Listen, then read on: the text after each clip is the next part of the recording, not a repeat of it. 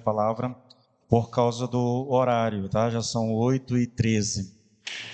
Abra comigo em 1 Coríntios, irmãos, tá? Capítulo 5, e nós vamos ler do versículo 1 até o 5, tá bom? O texto diz assim: ouve-se por aí que entre vocês existe imoralidade, e imoralidade tal como não existe nem mesmo entre os gentios, isto é, que alguém se atreva a possuir a mulher do seu próprio pai.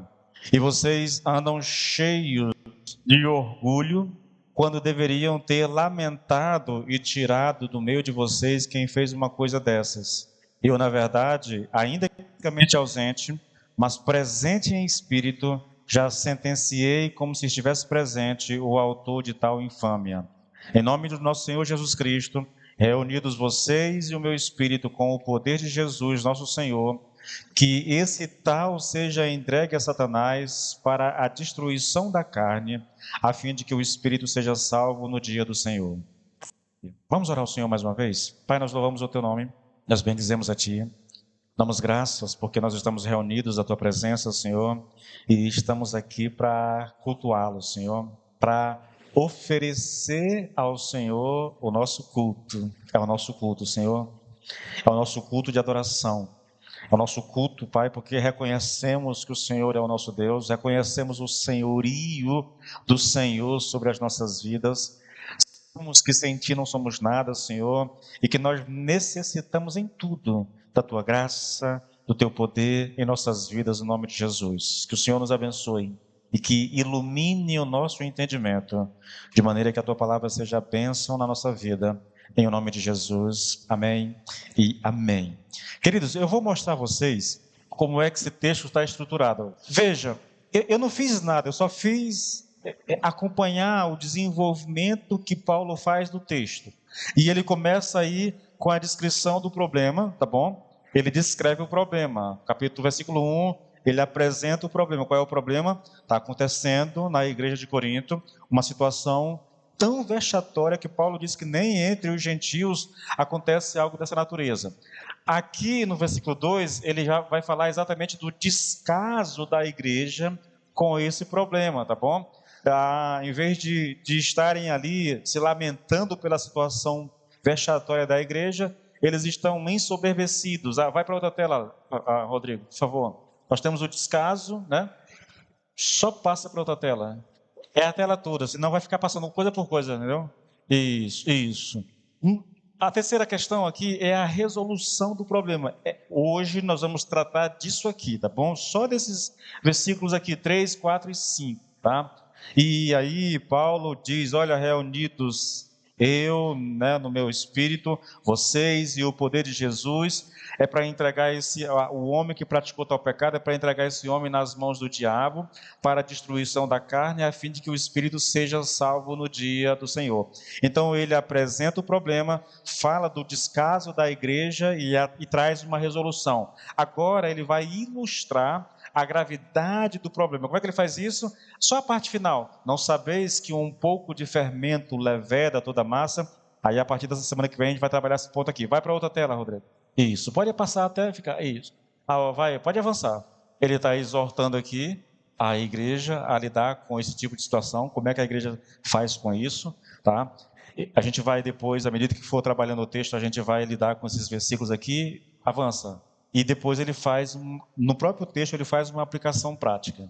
A aplicação prática é muito simples. Olha, a igreja não pode julgar os de fora, mas quem é da igreja deve ser julgado. Basicamente, é a aplicação que ele faz do texto. Irmãos, é uma coisa simples, bem simples, tá bom? Mas que a gente vai tentar expor a vocês isso de forma que vocês possam compreender. Eu quero que vocês entendam, eu prego expositivamente. E por pregar expositivamente, eu sou obrigado a lidar com o texto na sua totalidade. Eu não vou fugir do texto, irmãos. Tá? Mas aqui a gente tem um texto que é difícil demais, porque não há um pensamento coeso a respeito da interpretação. Deixa só o ponto 3, que é o que eu vou trabalhar hoje, tá bom? Não há uma interpretação que seja unânime. Na verdade, há muita discordância entre os estudiosos sobre o que significa essas coisas, porque Paulo diz coisas aqui que ele não diz mais em nenhum lugar, né? E eu queria chamar a sua atenção, querido, exatamente para isso. Nós já vimos a primeira questão, tá? A descrição do problema, nós tratamos na semana passada. Nós vimos também o descaso da igreja com relação à situação que estava acontecendo lá. E é uma coisa interessante, né? Porque Paulo diz: olha, ao invés de vocês estarem se lamentando por causa do pecado, vocês estão ensoberbecidos. A atitude é completamente oposta daquilo que eles deveriam ter, né? E hoje, querido, a gente vai lidar com essa questão da resolução do problema. É a parte mais difícil do texto, tá? É a parte mais difícil. Por isso, eu vou gastar todo o meu tempo aqui lidando com isso, a resolução do problema. Como é que Paulo lidou com o problema, tá? Ele diz: eu, na verdade, ainda que ausente em pessoa, mas presente em espírito, já sentenciei, como se estivesse presente, que o autor de tal infâmia seja, em nome do Senhor Jesus Cristo, reunido vós e o meu espírito, com o poder de Jesus, nosso Senhor, entregue a Satanás para a destruição da carne, a fim de que o espírito seja salvo no dia do Senhor. Irmãos, esse é um texto difícil de ser interpretado, porque aqui há muita coisa gramatical que eu não vou trazer para vocês toda essa discussão, tá bom? Eu acho que a gente perderia muito tempo e no final das contas vocês não entenderiam muita coisa, porque é confuso, na verdade, o sujeito, o verbo, qual é a ordem disso, a quem ele está se referindo. Eu não vou entrar nessa questão, tá? O que eu vou fazer, na verdade, é colocar uma espécie de... Eu vou parafrasear esse texto, tá? Para que a gente tenha uma noção. Não vai mudar muita coisa não, porque realmente o texto é muito longo. Esses 3 versículos é um parágrafo só no grego, tá bom? E aí torna complicado. Mas é mais ou menos assim, é como se Paulo estivesse dizendo assim: olha, de minha parte, embora sem estar fisicamente presente, estou presente com vocês no Espírito, tá? E assim, pela autoridade de nosso Senhor Jesus, já proferi a sentença contra o homem que cometeu esse ato. Portanto, quando vocês e meu Espírito estiverem reunidos, juntamente com o poder do Senhor Jesus, vocês devem executar o veredito de entregá-lo a Satanás. O que Paulo está dizendo aqui basicamente é o seguinte: olha, vocês vão reunir a igreja. Quando vocês reunirem a igreja, eu estarei presente. Aí a gente não sabe dizer se é ele presente em espírito, com E minúsculo, ou se no espírito, como se ele estivesse presente por meio do Espírito Santo, tá? As confusões começam aí. É Paulo, o Espírito e Jesus Cristo. Então, quando tiver a igreja reunida, comigo presente em espírito, o poder de Jesus reunido com a igreja, então vocês devem sentenciar esse homem, devem executar a sentença. O que é? É entregá-lo a Satanás. É uma palavra muito dura, queridos, tá? Mas é essa a orientação de Paulo para a igreja. Reúna a igreja, faça uma assembleia, eu estarei presente em espírito, o poder do nosso Senhor também estará presente com vocês, e nessa assembleia vocês vão entregar esse homem a Satanás, a fim de que ele seja salvo lá no dia de Jesus. É basicamente essa questão, tá? E aí, aqui a gente vai começar a destrinchar isso. Eu vou trazer para vocês uma abordagem que o Nicodemos fez a respeito disso, e ele diz que aqui o que está acontecendo é que Paulo está aplicando o princípio ensinado por Jesus no Evangelho de Mateus quanto à disciplina na igreja. Vou ler o texto, tá bom? Para a gente ter uma noção, até porque é bom a gente ler o texto completo, porque esse texto ele é muito mal utilizado, a gente tira muito ele do contexto e aplica em coisas que não tem nada a ver, mas é Mateus 18, e aí se tu quiser acompanhar com a Bíblia, tá? Mateus 18, a partir do versículo 15, nós vamos ler esse texto e a gente vai acompanhar a orientação de Jesus a respeito de como deve ocorrer a disciplina na igreja, tá? O texto diz assim, Mateus 18, 15: se o seu irmão pecar contra você, vá e repreenda-o em particular. Se ele ouvir, você ganhou o seu irmão. Mas, se não ouvir, leve ainda com você uma ou duas pessoas, para que pelo depoimento de 2 ou 3 testemunhas, toda a questão seja decidida.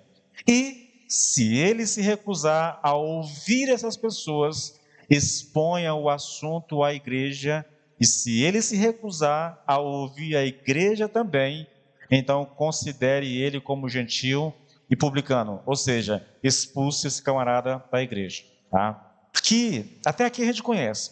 Agora, a partir daqui, querido, esses versículos, eles são usados, mas muito usados, fora de contexto, para ensinar coisas que Jesus não disse, mas é o mesmo contexto, é o mesmo texto, é a sequência. Veja, aqui o Senhor disse o seguinte: olha, se o teu irmão pecar contra você, vai lá ter com ele.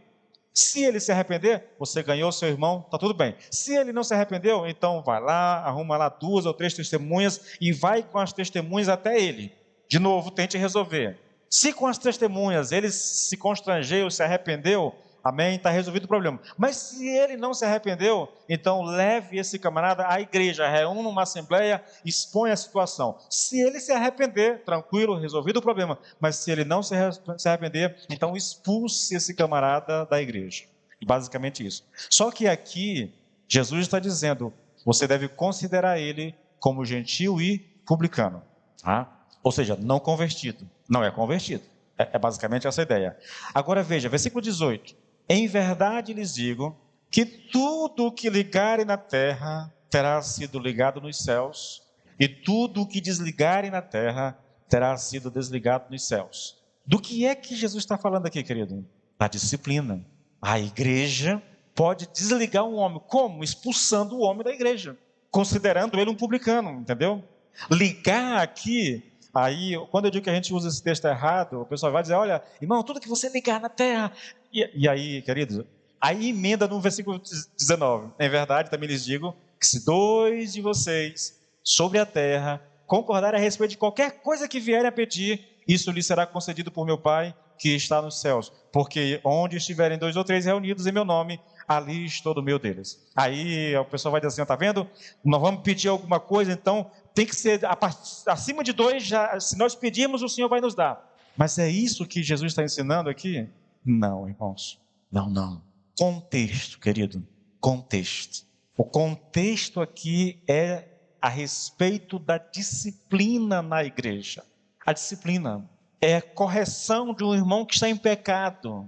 O ligar e o desligar aqui, Deus atender onde estiver 2 ou 3 aqui, tem a ver com disciplina, com expulsar, com corrigir um irmão que está em pecado. Não tem a ver com oração, pedindo coisas para Deus. Não é essa a ideia, irmãos. Não estou dizendo que se nós orarmos o Senhor não nos dará. Eu só estou dizendo que o texto que nós estamos lendo aqui não tem a ver com pedir coisas para Deus, bens materiais ou alguma outra coisa. Tem a ver com disciplina na vida da igreja, tá bom?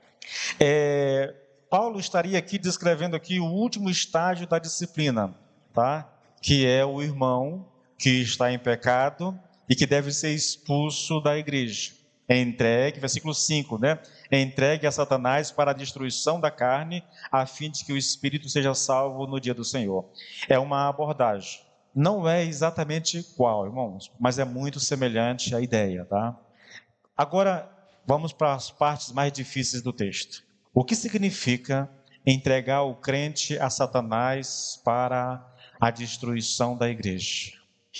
Esse é um assunto... Queridos, eu li muito a respeito disso, tentando entender, porque o meu negócio é, se eu vou pregar, eu preciso saber o que eu estou pregando, eu preciso entender. Tem assuntos que os estudiosos concordam muito facilmente, tem assuntos que eles têm dificuldade, querido, e esse é um desses assuntos. Para muitos estudiosos, querido, entregar alguém a Satanás é praticamente uma sentença de morte, tá?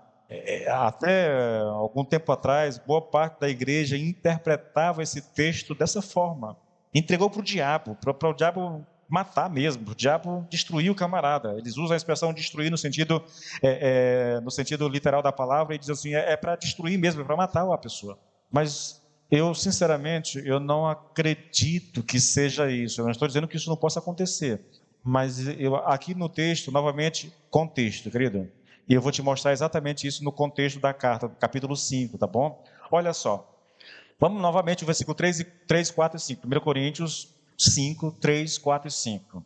Vou ler devagarinho. Eu, na verdade, ainda que ausente em pessoa, mas presente em espírito, já sentenciei, como se estivesse presente, que o autor de tal infâmia seja, em nome do Senhor Jesus Cristo, reunido vós e o meu espírito, com o poder de Jesus nosso Senhor, que ele seja entregue a Satanás para a destruição da carne, a fim de que o espírito seja salvo no dia do Senhor. Se percebe? Paulo está aqui entregando esse homem para a destruição, entregando o homem a Satanás para a destruição da carne. Só que quando a gente chega lá no final do livro, do capítulo 5, lá no versículo 12 e no 13, aí nós encontramos uma coisa. Ele está fazendo uma aplicação, ele está finalizando esse assunto e aplicando o assunto. Olha o que ele faz lá. Versículo 12. Pois, com que direito haveria eu de julgar os de fora? Observe, a igreja não tem direito de julgar os de fora, quem não é da igreja. Mas será que vocês não devem julgar os de dentro? Da mesma forma que a igreja não pode julgar os de fora, ela tem o dever de julgar os de dentro, os crentes, os cristãos. Os de fora, esses Deus julgará. Agora, ele diz: expulsem o malfeitor do meio de vocês. Queridos, é interessante. Primeiro, é muito claro, a igreja não deve julgar aqueles que estão fora dela, mas ela tem o dever de julgar seus membros. E é porque a igreja tem o dever de julgar os seus membros que Paulo ordena à igreja que ela expulse do meio dela o malfeitor. Então, é fácil concluir aqui que entregar o pecador a Satanás significa expulsá-lo da igreja. Isso é muito...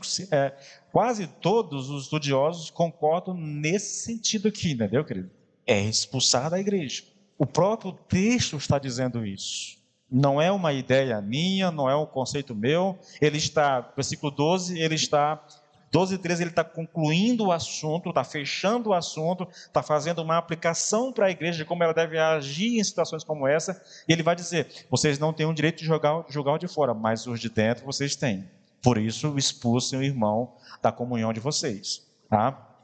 Bom, isso soa, irmãos, um pouco radical. E por isso é importante que a gente entenda, querido, que a disciplina, mesmo quando ela é tão radical assim, como o caso que nós estamos estudando, ela é feita com um propósito. Disciplina só tem sentido quando feita com um propósito, irmãos. Se você olhar o versículo 5, você vai perceber isso claramente.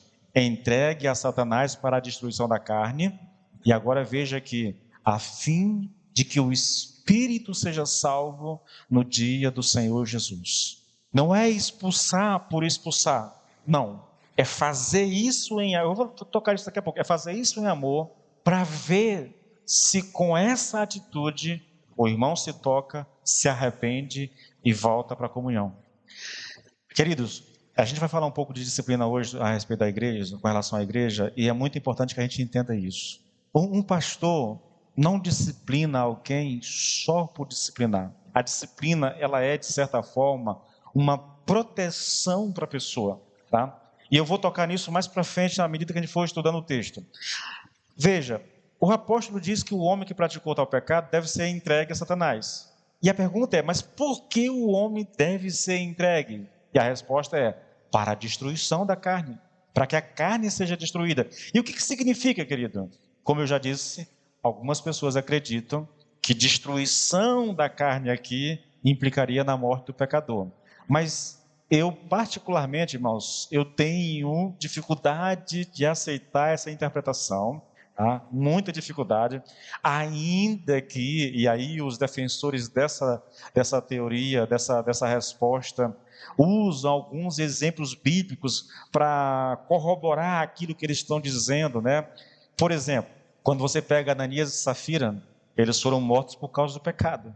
Quando você pega a história de Acã, lá em Josué 7, ele foi morto por causa do pecado. Se você vai para Números 16, me parece, acho que é 16, nós temos lá a história lá de Coré, Datã e Abirão, eles morreram porque pecaram também.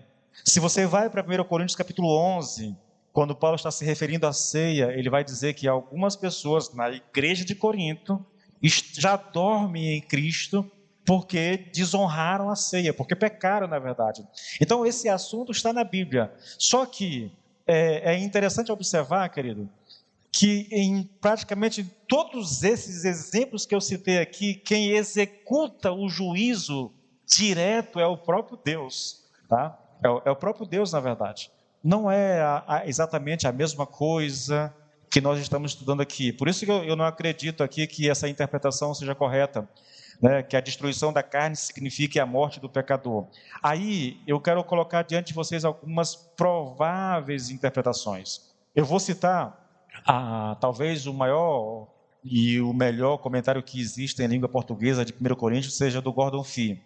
Ele diz aqui que o que o Paulo estava querendo com a expulsão desse homem do meio da comunidade cristã era a destruição daquilo que era carnal nele, para que ele pudesse ser salvo escatologicamente, ou seja, no dia do Senhor Jesus Cristo.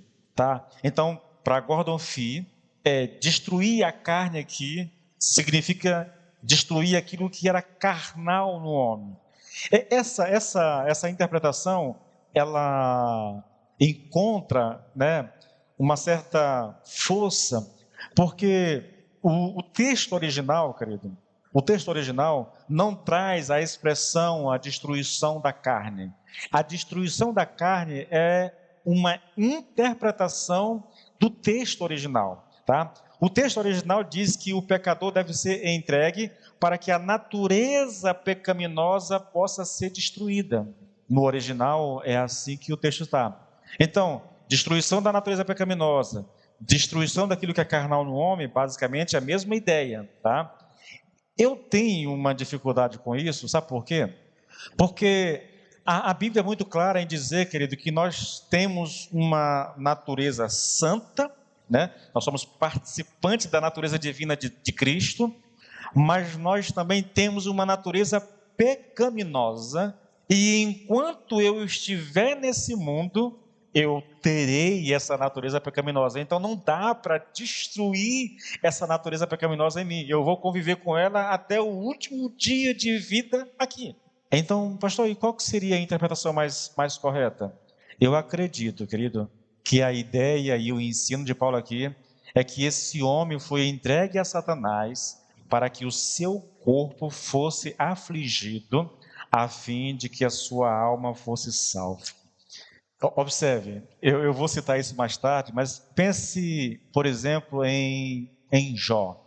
É lógico que Jó não estava em pecado nem nada, tá? Ainda que alguns estudiosos digam que sim. Eu não creio nisso. Mas Jó, você que conhece o livro sabe, no primeiro capítulo há uma conversa entre Deus e o diabo, e ali naquela conversa Deus dá autorização ao diabo para, sabe, pesar a mão na vida de Jó.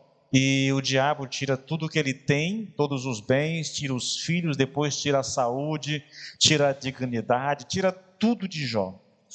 O diabo fez isso com a permissão de Deus.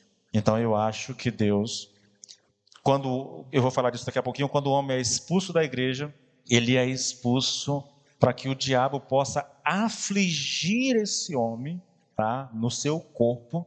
E aqui, querido, afligir implica em causar sofrimento mesmo, e não é sofrimentozinho leve, é muito sofrimento, para que talvez com o sofrimento esse homem volte atrás na sua pecaminosidade e se arrependa. Eu particularmente opto por essa interpretação. É lógico, há pessoas que concordam com a segunda, que a ideia aqui de destruição da carne fala da destruição da natureza pecaminosa. Há aqueles que ensinam e usam isso quase como que para aterrorizar os crentes, né? Que é Deus entregando o pecador para que o diabo até mate o homem. Eu não creio nisso, mas há essas interpretações, tá? E eu prefiro ficar com essa aqui. É a aflição no corpo, é sofrimento, é dor, é agonia, é desespero para que o homem seja levado ao arrependimento. Bom, vamos voltar para o nosso texto. Entregue a Satanás para a destruição da carne. É possível afirmar aqui, querido, que havia dois propósitos em entregar esse homem a Satanás. Um propósito intermediário e um final. O propósito intermediário aqui seria a destruição da carne, que eu já falei a vocês qual é o meu pensamento. É que o corpo desse camarada fosse afligido pelo diabo, tá bom? Mas qual era o propósito final? E é aqui, querido, onde a gente percebe que a disciplina tem que ter um foco, a disciplina tem que ter um propósito, e o propósito da disciplina sempre será o bem daquele que está sendo disciplinado. Olha o texto: a fim de que o espírito seja salvo no dia do Senhor Jesus. Paulo está usando da sua autoridade, entregando esse homem ao diabo. Ele vai passar por muito sofrimento, por muita dor, mas a intenção disso não é que Paulo está com raiva, irritado com esse homem porque ele está escandalizando a igreja e agora ele quer se vingar desse homem. Não, não, não, querido.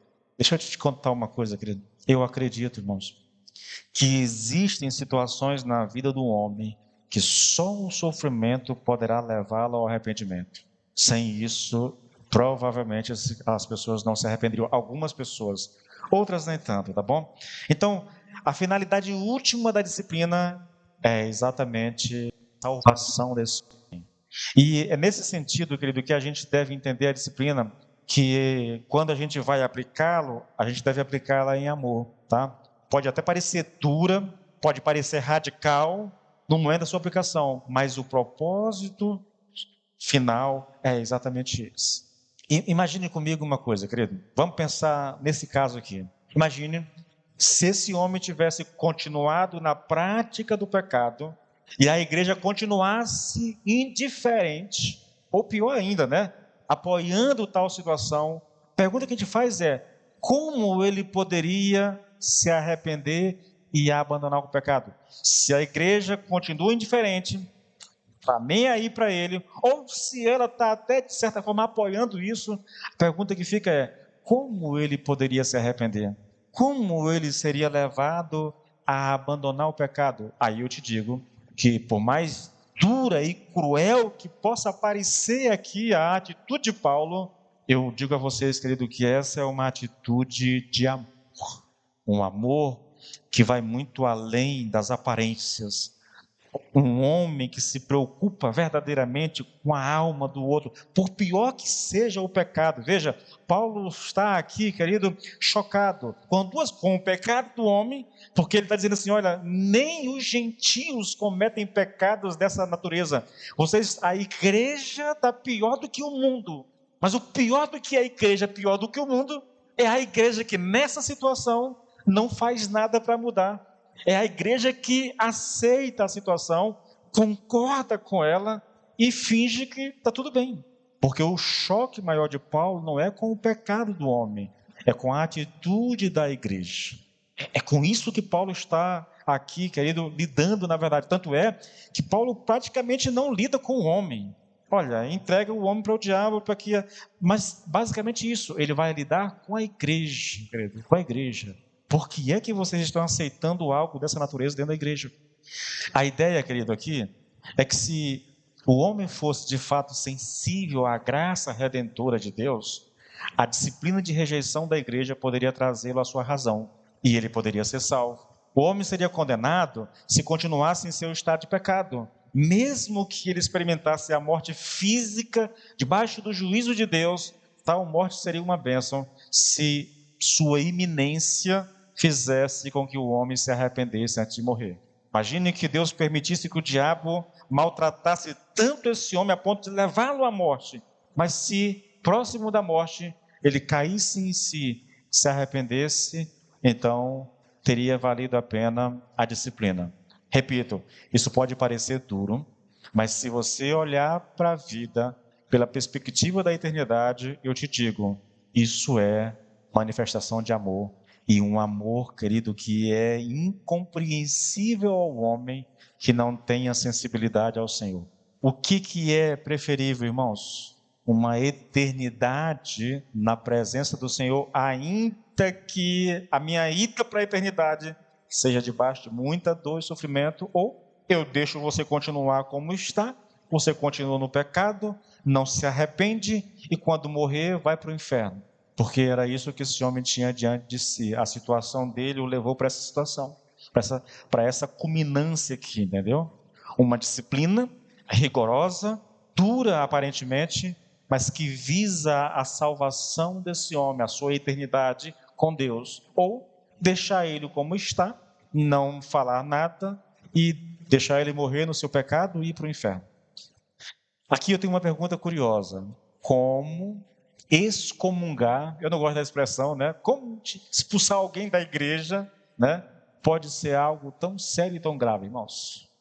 E a pergunta aqui é necessária pelo fato de muitos hoje acreditarem que podem ser cristãos e mesmo assim não congregar. Nós temos uma galera no Brasil hoje chamado de os desigrejados. Eles não querem saber de igreja. Eles dizem que creem em Jesus Cristo, mas não querem congregar. Irmãos, não há contradição mais antibíblica do que essa. Pensa numa coisa maligna, sabe? São pessoas feridas com a igreja, machucadas com a igreja, e eu sei, queridos, que o cristianismo hoje no Brasil, e eu falo assim de maneira generalizada, é uma coisa quase que bizarra. Eu tenho consciência disso. Você ouve de coisas, eu ouvi de um amigo meu, histórias assim que, pensa no, olha só, ele é um homem maduro, graças a Deus, né? Tá firme no Senhor, mas ele congregava numa igreja, ele tinha uma namorada, eles noivaram, se organizaram, compraram tudo da casa, mobiliaram a casa, fizeram uma poupança, arrumaram, marcaram a data do casamento, aí de repente muda o pastor da igreja, e o pastor novo chega e diz para a moça e para a família da moça que ela não deveria casar com aquele camarada. Não é que ele deu um conselho, ele deu uma ordem para a família da moça: não deixe casar. E aí a noiva e a família vão muito desconcertada a dizer: não posso mais casar. Depois de tudo pronto, tudo arrumado, tudo comprado. Você consegue imaginar um negócio desse? Igrejas sérias, igreja séria. Eu não estou falando dessas igrejas, queridos, que aparecem aí do nada, entendeu? Eu estou falando de igreja séria. Se isso acontece dentro de uma igreja séria, você imagina o que mais pode acontecer. Só que, querido, o fato de haver problema na igreja não significa que eu posso viver a minha fé sozinho. Jamais, querido, jamais. Não é possível, irmãos. Então veja, pergunta é: como expulsar alguém da igreja ou da comunhão da igreja pode ser algo tão grave? E a resposta vem da própria palavra de Deus. A Bíblia diz que o mundo jaz no maligno. Olha o texto, 1 João, capítulo 5, versículo 19. Eu leio ele em duas traduções, tá bom? Primeiro, uma tradução na A, e depois uma tradução bem mais contemporânea. Olha só: sabemos que somos de Deus e que o mundo todo está sob o poder do maligno. Nós somos de Deus, os cristãos pertencem a Deus, mas também nós sabemos que o mundo todo está debaixo do poder do maligno. Agora, numa tradução melhor ainda, para a gente entender o texto: nós sabemos que somos filhos de Deus e que o resto do mundo todo ao nosso redor está sob o poder e o domínio de Satanás. É exatamente isso que João está dizendo. Aqueles que pertencem a Cristo, eles estão guardados por Deus.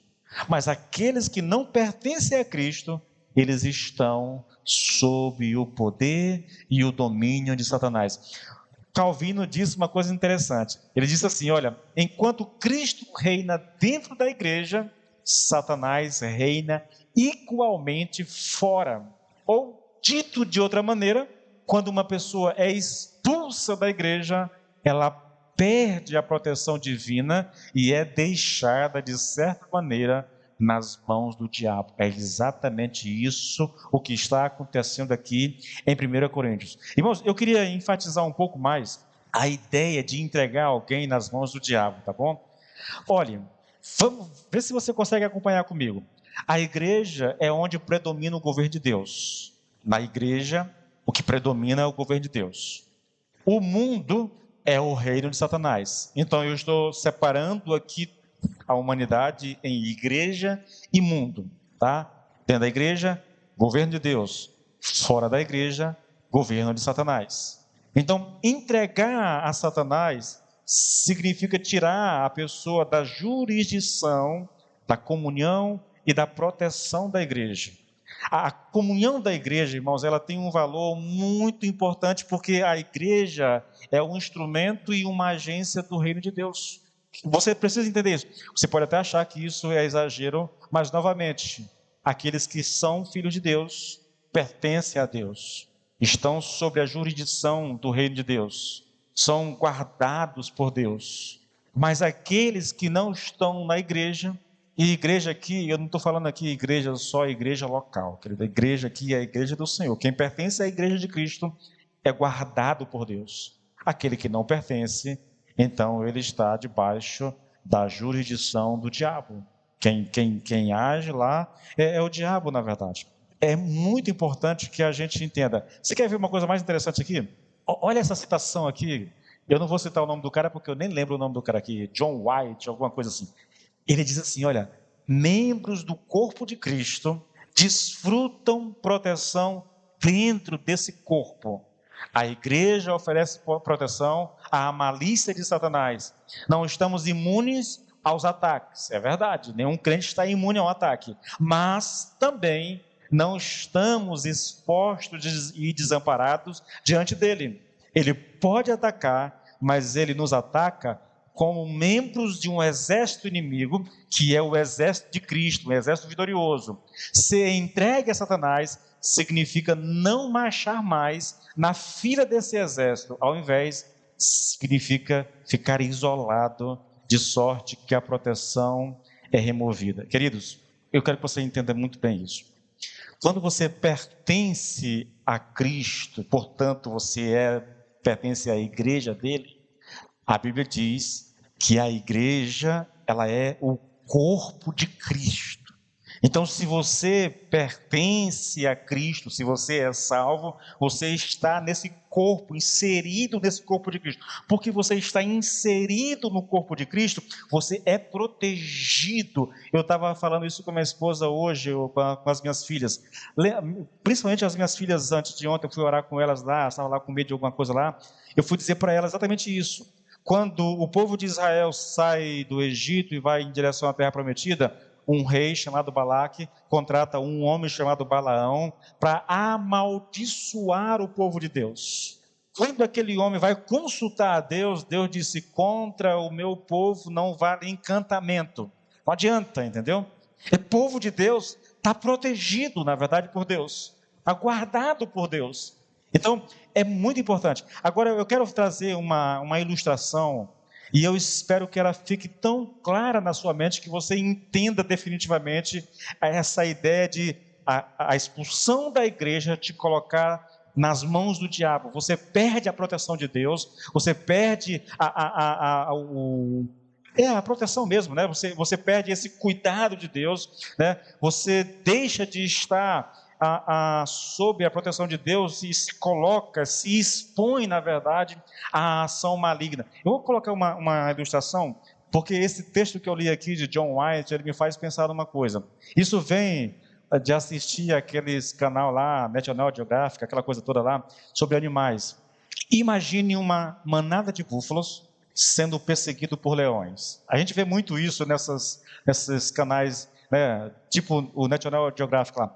Enquanto os búfalos estiverem juntos, os leões não atacam. Eles estão ali junto na manada, os leões ficam de longe, mas eles não atacam. Agora, veja, querido, o que aconteceria se um daqueles búfalos fosse expulso da manada? Ele seria uma presa fácil para os leões. Enquanto está no meio da manada, está protegido, porque o leão não é doido para atacar. Sabe que os búfalos são animais fortes, entendeu? E juntos o inimigo não ataca. Mas se você for tirado da manada e colocado à parte, sozinho, aí você é presa fácil. É disso que nós estamos tratando aqui, querido. É disso que nós estamos tratando aqui. Irmãos, a gente tem que compreender essas coisas, porque não compreendê-las leva a gente para uma situação muito perigosa, querido. Muito perigosa. Eu queria usar aqui 4 lições, bem rapidinho por causa do nosso tempo, tá bom? Bem rapidinho para encerrar isso aqui. Eu vou fazer essas aplicações logo aqui, porque senão lá na frente fica muito distante as lições. Então, vou aproveitar aqui. Primeiro, é possível aos crentes caírem em pecados tão graves como aqueles que não conhecem a Cristo. É possível, querido, você pecar de maneira vexatória, escandalosa. Ah, pastor, mas nós somos crentes. Davi também era crente. Eu li agora a história de Davi mais uma vez, pela 30ª vez. Era crente. E ele, desculpe a expressão, ele pega a mulher de um soldado seu, engravida essa mulher, e depois manda matar o soldado, o marido da mulher, para encobrir o seu pecado, e ele fica com a mulher para si. Davi, o homem segundo o coração de Deus. Você vai encontrar em Abraão um outro pecado escandaloso. Ele, com medo dos inimigos, diz para a mulher: olha, diz que você é minha irmã. Você é uma mulher bonita. Se você disser que é minha irmã, pode até ser que alguém te pegue como esposa, como aconteceu de fato. Mas eles vão me tratar bem por causa de você. Negócio vexatório, querido. O conselho bíblico é, irmãos, aquele que pensa que está em pé, veja que não caia. Cuide que não caia. Porque crentes podem cometer pecados vexatórios. Assim como esse irmão aqui, assim como Davi, assim como Abraão e tantos outros crentes na história. A segunda lição, querido. Embora todo pecado seja igual diante de Deus, existem alguns cujas circunstâncias são mais agravantes e tornam o pecado mais odioso e mais grave. Teoricamente, quem mente é tão culpado diante de Deus quanto quem mata.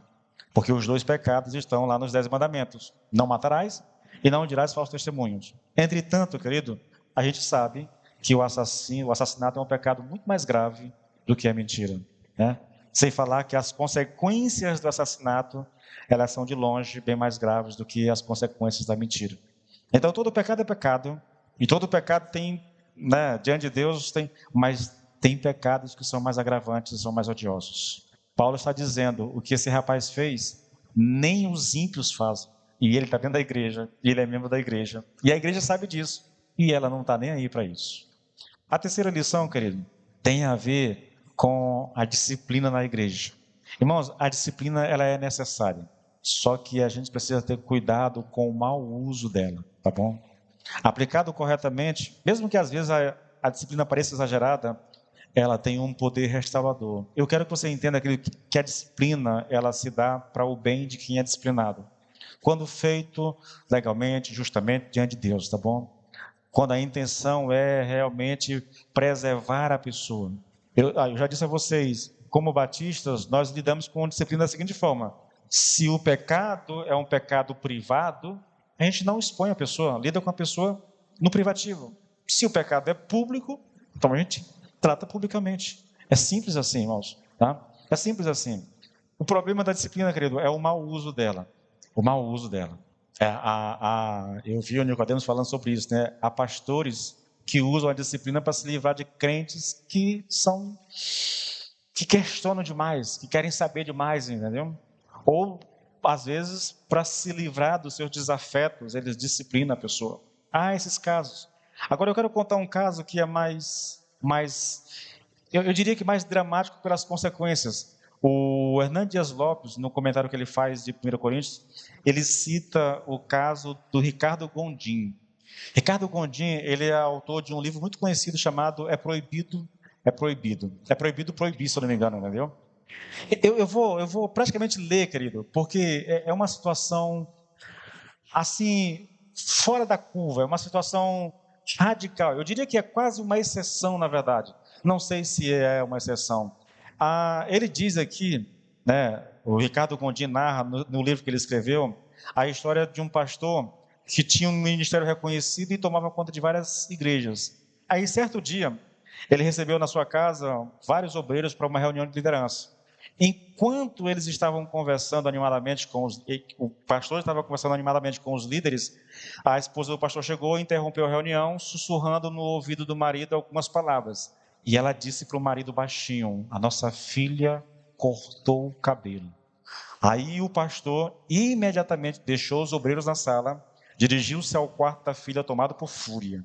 Sua filha de 18 anos havia aparado as pontas do cabelo. O pastor, irado e sem qualquer controle emocional, vociferou para a filha assustada: o que é que você quer fazer comigo, menina? Você quer destruir meu ministério? Qual foi o pecado dela? Ela aparou as pontas do cabelo, tá bom, querido? Bruscamente, ele arrancou o cinto da calça e começou a bater na filha descontroladamente, deixando vergões ensanguentados no corpo dela, manchas, né, das lapadas. Após castigá-la com os açoites, olhou para ela e disse: enquanto você estiver debaixo do meu teto, eu não tolero tamanho insulto e tão grave pecado. Depois dessa cena vergonhosa, deixou a filha machucada no quarto e voltou para a reunião para tratar dos assuntos da igreja. 15 minutos mais tarde, sua esposa voltou novamente, agora desesperada para lhe dar outra notícia. A moça de 18 anos havia jogado álcool no corpo, havia jogado álcool em si mesma e incendiado o próprio corpo. Para espanto do pastor, meia hora depois, sua filha estava morrendo em um pronto-socorro de um hospital. Isso tudo por quê? Porque a menina aparou a ponta do cabelo. Isso é um exemplo de uma aplicação indevida da disciplina, querido. Eu poderia contar histórias para vocês sobre isso, mas nós não temos o tempo necessário. É para pensar, irmãos, a disciplina tem que ser feita em amor, visando o bem-estar da pessoa, não importa o pecado. É para proteger a pessoa, para não deixar ela no pecado, porque se deixar no pecado, ela vai sofrer consequências muito piores do que uma disciplina, do que uma correção, entende? E a última lição aqui, querido, nunca é tarde demais enfatizar a importância de congregar. Irmãos, escute isso, não é possível ser cristão sem congregar. Os desigrejados, quase todos eles, estão criando igrejas para si, porque não dá para viver sem congregar, irmãos. É possível que haja exceção a essa regra, a esse princípio, querido, mas isso seria exceção, tá? O ensino bíblico é que não só devemos congregar, mas que nós tenhamos prazer nisso. E eu encerro citando o meu texto favorito quando a gente pensa em congregar, em oração. Atos capítulo 2, a partir do versículo 42. Irmãos, esse texto deveria ser trabalhado. Eu vou assumir o compromisso bem aqui, eu vou dar conta de fazer isso. Eu vou passar a semana todinha fazendo devocionais no grupo da igreja em áudio, só baseado nesse texto que a gente vai ler aqui, tá bom? Atos 2, do 42 até o 47. Olha só, ele está descrevendo como viviam os primeiros cristãos da história da igreja, lá em Atos 2, tá? Quase 3.000 novos convertidos, e aqui o texto diz como esses novos convertidos viviam. O texto diz assim: e perseveravam na doutrina dos apóstolos, e na comunhão do pão, e na comunhão, e no partir do pão, e nas orações. Isso aqui é uma descrição geral, agora ele vai esmiuçar isso aqui. Em cada alma havia temor, e muitos prodígios e sinais eram feitos por intermédio dos apóstolos. Todos os que creram estavam juntos e tinham tudo em comum. Vendiam as suas propriedades e bens, distribuindo o produto entre todos, à medida que alguém tinha necessidade. Diariamente, perseveravam unânimes no templo, partiam o pão de casa em casa e tomavam as suas refeições com alegria e singeleza de coração. Diariamente no templo. O que eles faziam no templo, irmãos? Eles sentavam aos pés dos apóstolos para ouvir a pregação do evangelho, eles oravam e eles partiam o pão. Era isso que eles faziam no templo. Mas não era só no templo que eles se encontravam diariamente.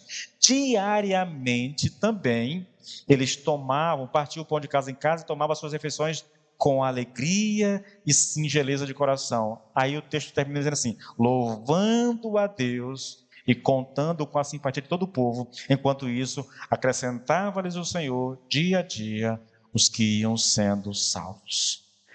Vou dizer a vocês com a mais absoluta convicção: é isso que Deus espera da igreja.